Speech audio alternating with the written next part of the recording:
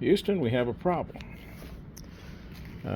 Installation instructions show installing the 2x4 post vertically, as you can see right here, and then the sections are sandwiched between them.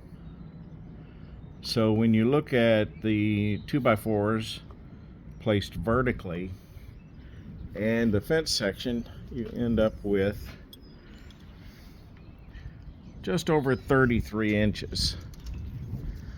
Well, my newly constructed deck, which was done on the low side of the rail height, is 32. Now, there's a fix for this for me because of the way I put the posts on. I can hang that over, so I will not have to worry about exceeding a 4-inch gap. But if I wanted to have a little gap at the top and bottom, I wouldn't be able to do that.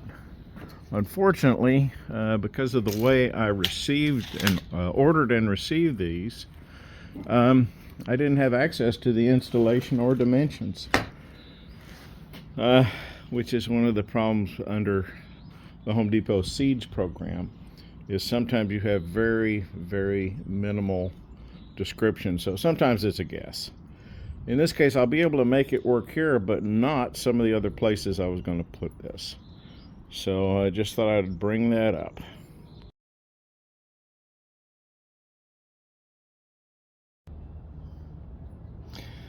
So due to the curvature of the top rail, I had to put a clamp on to bring this in.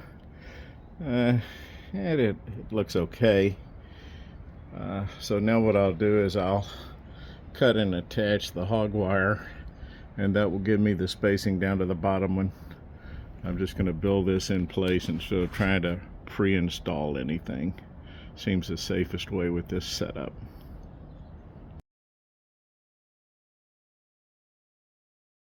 So after a few days off for inclement weather, because I don't do work in the rain, we have finished up the only place we really are going to end up putting these hog wire sections. I think on the first video I did not finish the small cutoff inserts there, and I just took an angle grinder and cut it off. Do remember that when you do that, because of the way the channels fit in, you got to cut the bottom strap off a little or you'll have trouble getting it to fit. In general, the wife is happy, and I would say it's probably as sturdy as you would expect. And I think one other thing would be on the top, on the full length sections, you've got 3 screw holes, top and bottom. You'll notice they're a little, actually that's not in the center, it's a little offset. I'm not sure why, but when you go to cut this off, this whole end ends up, well, this is jammed in, but it ends up not really attached so well there. It's captured here, so I'm not worried about it falling off or anything like that. I will say that the wood they supply, they really should just sell the hog wire sections until you go buy your own, because it's not the best. You'll notice it's got milled grooves in it. I'm sure that's supposed to be an appearance thing, but if everything else is basically just flat 2x4s and 4x4s, the milling, you know, it doesn't work for me. But it works because they send it. I'm not going to go buy it if they send it. In general, I would say if you're going to buy the stair riser sections, you really got to make sure that you've got it right. And quite honestly, I don't think the documentation even mentions what the angle is.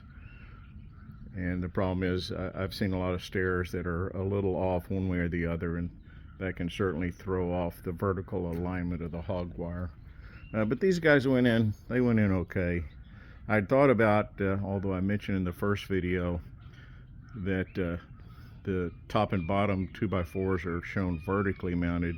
I thought about actually just turning them sideways to give me a little gap at the top and bottom, but I decided no, I'll just go with the way they say it. So in general, would a section of this be worth 180 bucks? I could have certainly bought 2x4s and just railed this thing in and put baluster poles in. But for the look, if you kind of like that farm fence look, I would say beauty's in the eye of the beholder. That's it.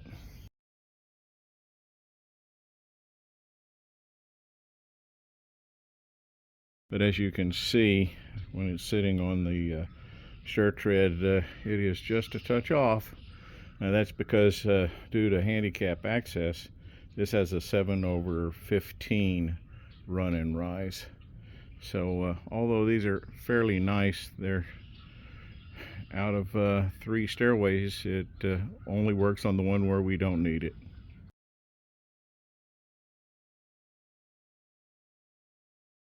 This is the front entrance staircase going up, and you'll notice this meets the rise and run requirements, but one, this is already set up, and two, we're actually taking this out to put an elevator in.